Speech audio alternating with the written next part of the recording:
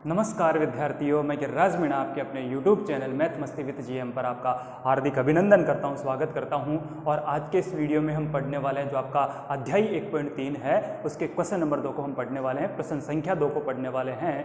और इसमें बस एक लास्ट आपका वीडियो और होगा आपके फर्स्ट अध्याय से संबंधित, जो आपके इसके क्वेश्चन नंबर 3 को उसमें हम लेने वाले हैं, क्योंकि इस बार जो सिलेबस है वो कम कर दिया गया है। और सिलेबस कम करने के अनुरूप जो आपका अध्याय है यहाँ से 1.1 को हटा दिया गया है, 1.2 व 1.3 के क्वेश्चन से इसमें रखे गए हैं। 1.4 के बारे में अपने को जिक्र नहीं करना है इस बार के लिए। तो अब हम एक ये वीडियो और इसके बाद में एक वीडियो और आने वाला है जिसमें क्वेश्चन नंबर 3 की हम कंप्लीटली बात कर लेंगे।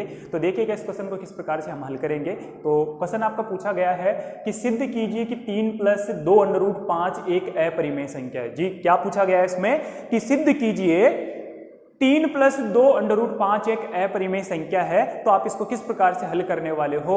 यहां पे अपने को अपरिमेय संख्या इसको प्रदर्शित करना है, इसको सिद्ध करना है। तो इसके लिए सबसे पहले हम इसको क्या मान लेंगे, यह एक परिमेय संख्या है, ऐसा हम मान के और इसको हम प्रदर्शित करने वाले एक अपरिमेय संख्या। तो किस प्रकार से हल करेंगे देखिएगा बेटा।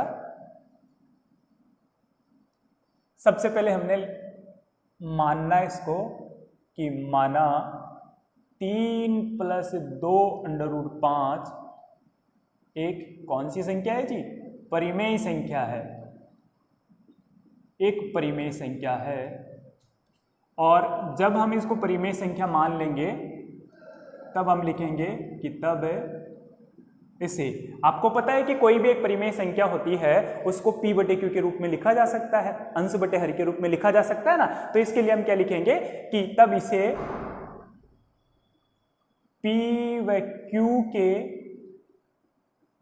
रूप में निम्न प्रकार लिखा जा सकता है, रूप में निम्न प्रकार लिखा जा सकता है।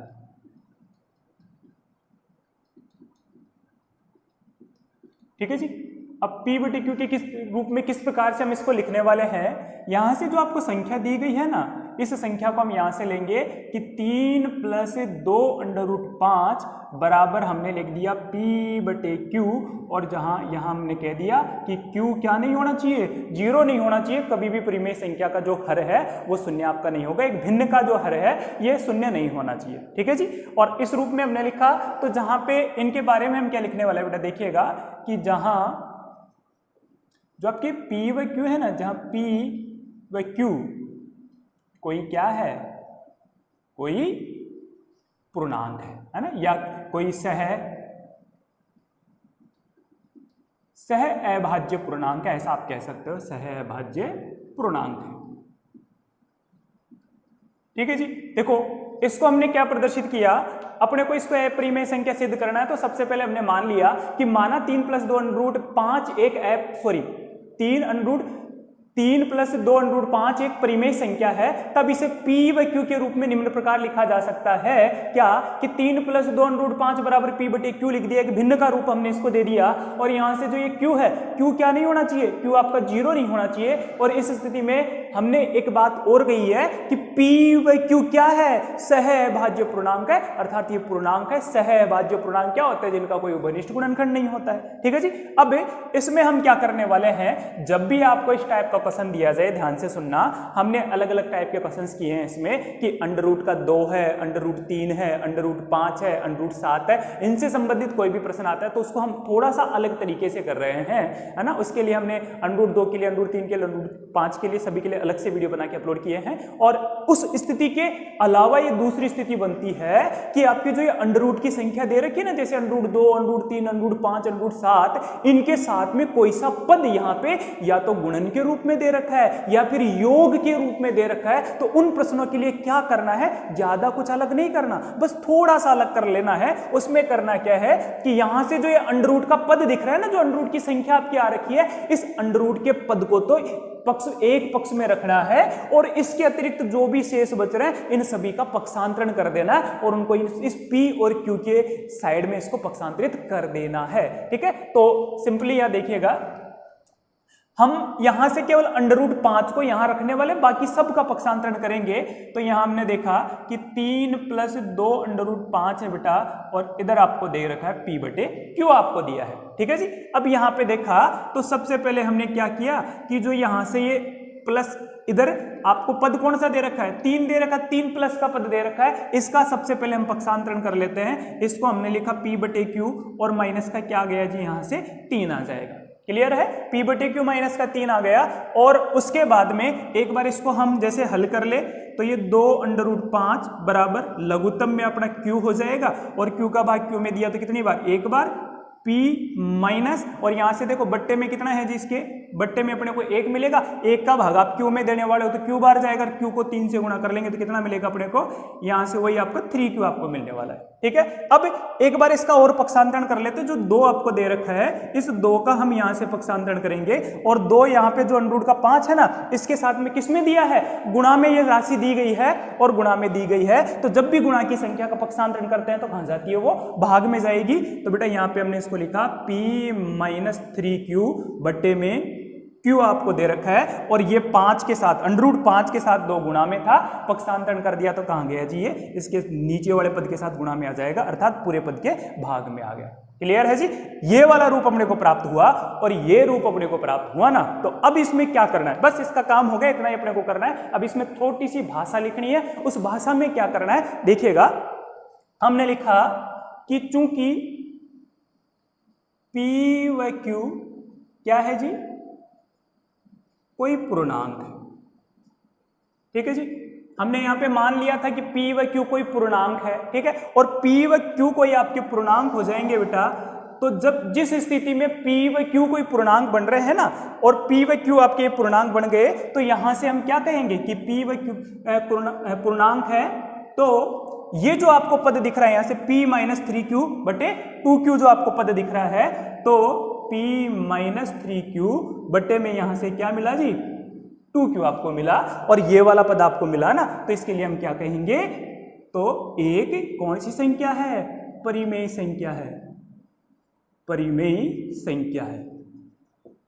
ठीक है जी, ऐसा क्यों कहा, क्योंकि एक परिमेय संख्या है। यहां पे जैसे P और Q आपके कोई पूर्णांक थे, तो स्थिति में P बटे जो Q आपका रूप बन रहा है, उसको हम क्या कह देंगे, एक परिमेय संख्या कहा जा सकता है। इस स्थिति में यहां पे भी P और Q आपस में क्या है भाई, कोई पूर्णांक है, P व Q यहां पे कोई पूर्णांक दिए हैं। इस स्थिति में ये जो एक भिन्न यहां से बन रही है, यहां से जो अंश बटे हर का रूप जो यहां से बन रहा है बेटा, इस अंश बटे हर के रूप को हमने क्या कह दिया कि ये एक परिमेय संख्या है। ठीक है, और ये वाला पद एक परिमेय संख्या बन गया, तो इसके बराबर में जो भी पद दे रखा है भाई, इसका जो गुणधर्म होगा, बीच में बराबर का चिन्ह है, तो इसका जो गुणधर्म है वो का वो इसका रहने वाला है। इसका मतलब ये वाला पद परिमेय संख्या है, तो ये वाली संख्या भी क्या बन जाएगी, एक परिमेय संख्या है। तो इस स्थिति में हम क्या कहेंगे कि तो P-3Q बटे 2Q एक परिमेय संख्या है।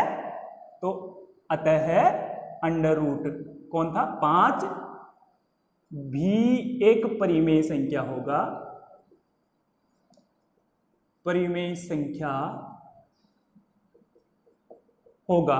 ठीक है, अब इसमें हम क्या लिखेंगे बेटा, इसमें हम थोड़ा और लिखने वाले हैं, और क्या लिखेंगे, यहां से हम लिखते हैं, सुनिएगा कि परंतु हम जानते हैं, परंतु हम जानते हैं कि क्या, यहां पे देखो कि √5 एक परिमेय संख्या है, इससे हमने प्राप्त किया, और √5 को तो हम जानते हैं, क्या जानते हैं कि √5 तो एक अपरिमेय संख्या है। तो यहां पे हम यही लिखने वाला है कि परंतु हम जानते हैं कि √5 एक कौन सी संख्या है, अपरिमेय संख्या है, अपरिमेय संख्या है।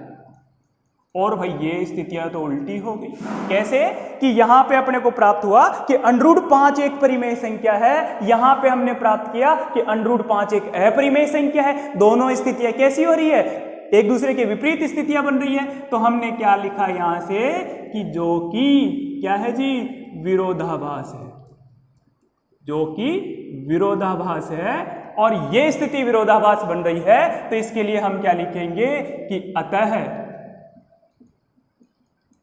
हमारी कल्पना, कौन सी कल्पना, कि ये पद है आपका 3 + 2 √5 एक कौन सी संख्या है, एक परिमेय संख्या है, परिमेय संख्या है, वह क्या हो गई, वह गलत है। भाई सुनो ध्यान से, हमने यहां से प्राप्त किया कि √5 एक परिमेय संख्या है, परंतु √5 को हम जानते हैं कि ये कौन सी संख्या है, √5 तो एक है परिमेय संख्या। इसके लिए हम पहले ही क्वेश्चन सिद्ध कर चुके, इसके लिए पहले ही पार्टीशन हम सिद्ध कर चुके हैं कि √5 तो एक है परिमेय संख्या है। अब यहां हमने प्राप्त किया कि √5 एक परिमेय संख्या है, यहां पे हमने प्राप्त किया कि √5 एक अपरिमेय संख्या है। दोनों स्थितियां एक दूसरे के विपरीत बन रही है, इसलिए हमने कह दिया कि ये तो क्या है, विरोधाभास हो रहा है। और ये विरोधाभास की स्थिति किस वजह से उत्पन्न हुई, तो हमने लिख दिया कि अतः हमारी कल्पना 3 + 2 √5 एक परिमेय संख्या है, जो कि हमने यहां पे सबसे प्रारंभ में माना है कि यह परिमेय संख्या है, वह क्या है, गलत है। वो जो हमने परिकल्पना की थी वो एक गलत सिद्ध हुई, और ये गलत सिद्ध हो गई, तो हम क्या लिखेंगे कि इसलिए 3 + 2 √5 एक कौन सी संख्या हो जाएगी बेटा, एक अपरिमेय संख्या है, एक अपरिमेय संख्या है। ठीक है जी। तो इस प्रकार से अपने इस प्रश्न को अपने को हल करना है कि यह एक अपरिमेय संख्या किस प्रकार से होने वाली है। इसमें ज्यादा कुछ नहीं करना, जो संख्या दी गई है एक बार उसका विपरीत मान के चलिए, उसको परिमेय हमने मान लिया, और उसके बाद में p/q का रूप हमने इसको दे दिया है, और यहां से पक्षांतरण करके केवल जो ये अंडर वाला पद है ना, ये अंडर वाला पद ही आपको एक पक्ष में रखना है, बाकी और p/q और इसके अतिरिक्त जो भी आपके पूर्णांक दे रखे हैं यहां से उन सभी को उस वाले पक्ष में आप पक्षांतरित कर दीजिए, और उसके बाद में हम कहेंगे कि p/q कोई पूर्णांक है। इस स्थिति में ये पूरी भिन्न क्या बन जाएगी, एक परिमेय संख्या, और ये परिमेय है तो इसके बराबर जो भी आपका पद है वो भी क्या बनेगा, एक परिमेय संख्या बन जाएगा। परंतु हम इस पद को जानते हैं, √5 को पहले से जानते हैं कि ये तो क्या है, एक अपरिमेय संख्या है, इसलिए स्थिति क्या बन गई है, विरोधाभास वाली बन गई। और ये विरोधाभास कैसे बना कि इसको हमने परिमेय मान लिया, यही क्या हो गया, गलत सिद्ध हो गया कि ये एक हमने जो परिकल्पना की थी कि 3 + 2 √5 एक परिमेय संख्या है, वही क्या हो गया, गलत हो गया, और वो गलत है तो इसका मतलब इसलिए 3 + 2 √5 एक अपरिमेय संख्या है। ठीक है, तो इस प्रकार से आपको इस क्वेश्चन को हल करना है। आई होप कि आपको ये वीडियो पसंद आया होगा, क्वेश्चन आपको बिल्कुल अच्छे से समझ में आया होगा। वीडियो पसंद आए तो वीडियो को लाइक कीजिएगा, शेयर कीजिएगा, और चैनल पे नए आए हो तो चैनल को सब्सक्राइब कीजिएगा।